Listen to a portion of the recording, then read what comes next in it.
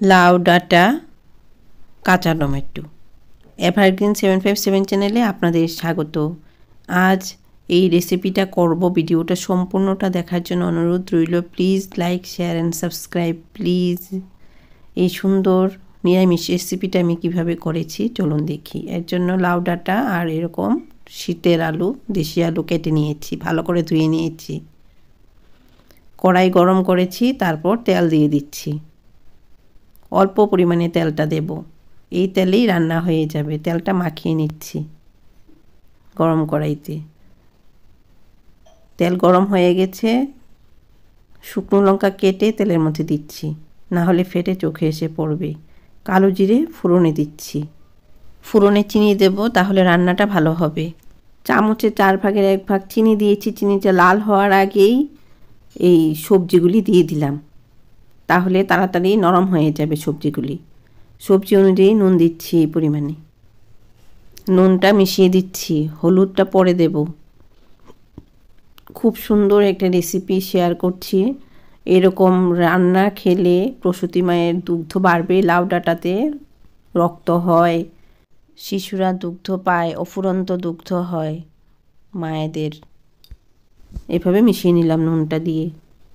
জল দিয়ে দিচ্ছি, গরম জল 1 কাপের মতো দিচ্ছি লাউ ডাঁটাগুলি সেদ্ধ হওয়ার জন্য। খুব সুন্দর একটা রেসিপি, আপনারা এটা কিন্তু তৈরি করে খাবেন, খুব ভালো লাগবে। সিম্পল কিন্তু অতি সুস্বাদু। হলুদ এই পরিমাণে, হলুদটা মিশিয়ে নিচ্ছি। হলুদটা পরে দিয়েছি, এগুলি নরম হওয়ার পর হলুদটা দিয়েছি, তাহলে পরিমাণটা ওইভাবে দেওয়া যাবে, না হলে হলুদ বেশি হয়ে যাবে। ঢাকা দিয়ে দিলাম।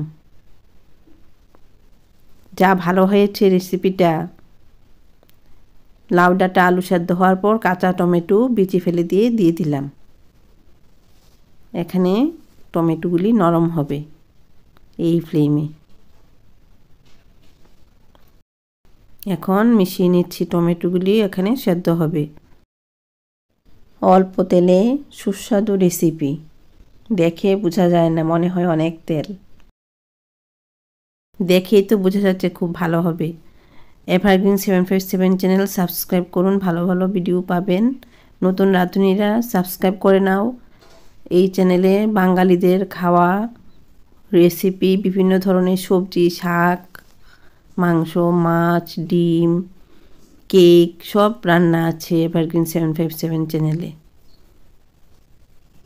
কিছুক্ষণ পর পর নাড়াচাড়া করতে হবে। দেখে যেরকম ভালো লাগছে, ভাত দিয়ে বেশ ভালো লাগবে। এই যে লাউ ডাঁটার কচি কচি ডাঁটাগুলি নিয়েছি, বাচ্চারা কচি কচি ডাঁটাগুলি খেতে পারবে, আলু দিয়ে খেতে পারবে। এই ফ্লেমে এটা রান্না হচ্ছে।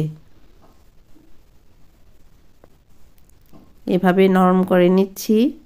আর প্রসূতি মায়েরা লঙ্কা খাবে না, কাঁচা টমেটোটা খাবে না, আলু আর লাউ ডাঁটা দিয়ে রান্না করে নেবে। আলুগুলি সেদ্ধ হয়েছে কিনা দেখে নিচ্ছি। খুব দারুণ হয়েছে রান্নাটা।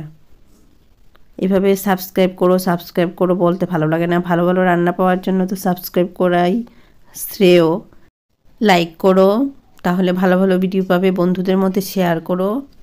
বেল আইকনটা অবশ্যই প্রেস করো, তাহলে নতুন রান্নার নোটিফিকেশান সবার আগে তোমার মোবাইলে বা আপনার মোবাইলে পৌঁছে যাবে। এরকম চচ্চড়ি খুবই সুস্বাদু, এরকম রেসিপি আমি আরও দেব। তোমরা ভালো থাকো, আপনারা ভালো থাকেন। ধন্যবাদ।